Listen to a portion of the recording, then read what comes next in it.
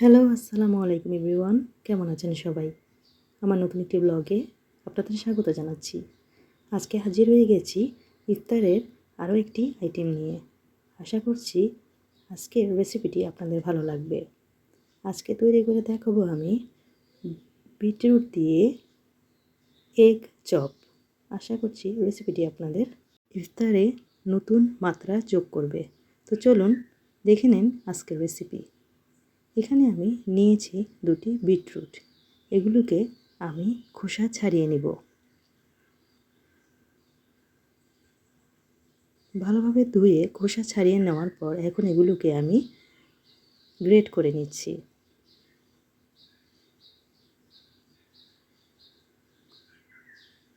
Great করা হয়ে গেলে এগুলোকে অন্য একটি পাত্রে নিয়ে নিলাম।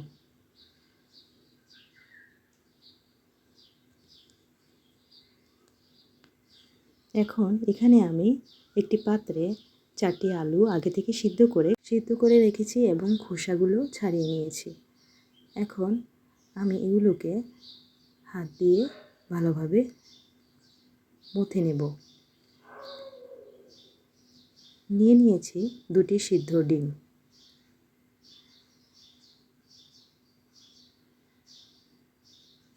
আলুগুলো মথে নেওয়া হয়ে গেলে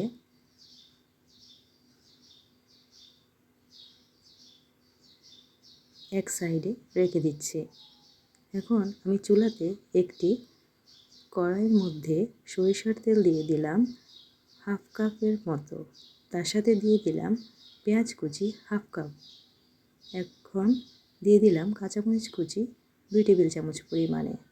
ঝালটা আপনারা আপনাদের পছন্দ অনুযায়ী দিতে পারেন। এখন আমি এগুলোকে তেলের মধ্যে একটু লাল লাল করে ভেজে নিচ্ছি। ভাজা হয়ে গেলে চুলা থেকে নামিয়ে নিলাম। এখন আমি এই গরম তেল, পেঁয়াজ, কাঁচামরিচের মিশ্রণটি দিয়ে দিচ্ছি আগে থেকে ম্যাশ করে রাখা আলুর উপরে। সাথে দিয়ে দিলাম লবণ 1 টেবিল চামচ পরিমাণে। দিয়ে দিলাম ধনিয়ার গুঁড়া এবং জিরার গুঁড়া হাফ টেবিল চামচ পরিমাণে। সাথে দিয়ে দিচ্ছি চাট মশলা 1 টেবিল চামচ পরিমাণে। আগে থেকে গ্রেট করে রাখা বিটরুটগুলো এখন আমি এই আলুর পেস্টের সাথে দিয়ে দিলাম।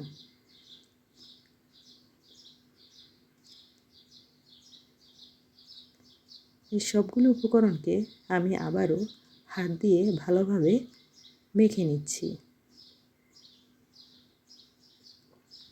সাথে দিয়ে দিচ্ছি ধনিয়া পাতা কুচি 2 টেবিল চামচ পরিমাণে।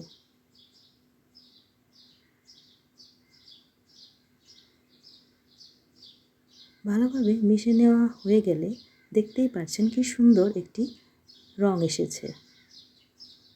এখন আমি সিদ্ধ করে রাখা ডিমগুলোকে টুকরো করে নিচ্ছি।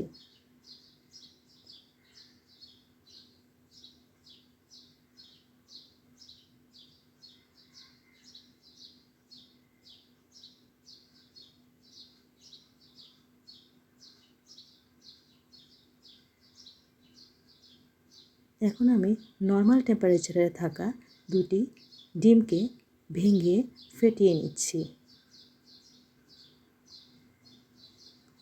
তৈরি করে নিয়েছি ব্রেড ক্রাম্ব। এখন আমি বিটরুটের এই ডো থেকে লেচি কেটে নিচ্ছি। মাঝখানে দিয়ে দিচ্ছি সিদ্ধ ডিম। এখন 2 হাত দিয়ে ভালোভাবে কোট করে নিচ্ছি। যেহেতু আজকে আমি চপ তৈরি করব, তাই চপের শেপ তৈরি করে নিচ্ছি। দেখতেই পাচ্ছেন আমি কিভাবে তৈরি করছি। তৈরি করা হয়ে গেলে এখন আমি ফেটিয়ে রাখা ডিমের মধ্যে এই চপটাকে গড়িয়ে নিব। গড়িয়ে নেওয়া হয়ে গেলে তুলে নিচ্ছি।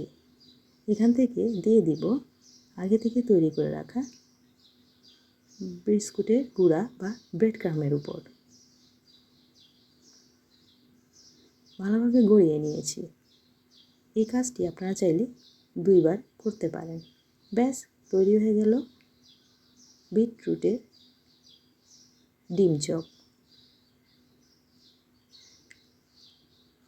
এভাবে আমি সবগুলো চপ তৈরি করে নিয়েছি।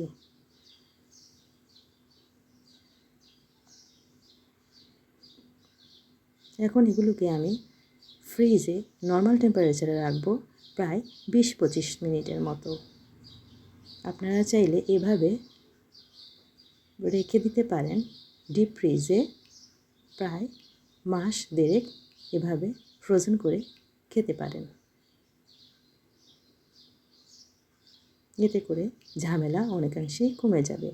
যখন খেতে মন চাইবে বের করে তেলে ভেজে খেয়ে নিতে পারবেন গরম গরম এই বিটরুট চপ।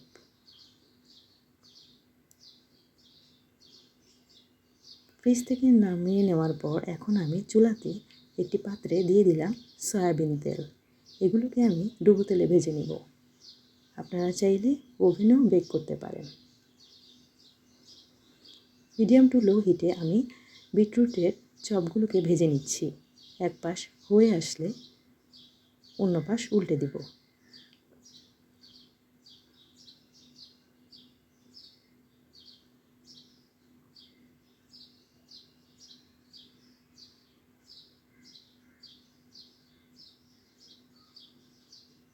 দেখতেই পাচ্ছেন কি সুন্দর একটি রং এসেছে। দুই পাশ হয়ে আসলে তেল ঝরিয়ে নামিয়ে নিয়েছি। দেখতে একদম কালোজাম মিষ্টির মতো লাগছে, তাই না? খুব দারুণ সুস্বাদু এই বিটরুট এক চপটি ঝটপট তৈরি করে নিলাম। তো কেমন লাগলো আমার আজকের রেসিপি? গতানুগতিক চপ রেসিপি থেকে একটু ভিন্ন আঙ্গিকে এভাবে তৈরি করে খেয়ে দেখতেই পারেন, ভালো লাগবে আশা করি। আমার রেসিপিটি ভালো লাগলে আমি আপনাদের এই গরম গরম মুচমুচে বিটরুট এগ চপটি কেটে দেখাচ্ছি ভিতরে কতটা সুন্দর হয়েছে। বাইরে থেকে যেমন সুন্দর একটা কালার এসেছে, দেখতে দারুণ লাগছে, ভিতরেও কিন্তু একদম সফট সুন্দর হয়েছে।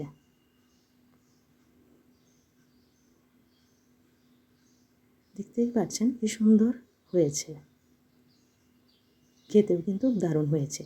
আপনারাও এভাবে বাসায় অবশ্যই তৈরি করে খাবেন, ভালো লাগবে আশা করি। আজকের মতো বিদায় নিচ্ছি, ভালো থাকবেন সবাই। পরবর্তীতে হাজির হব নতুন কোনো রেসিপি নিয়ে। আল্লাহ হাফেজ।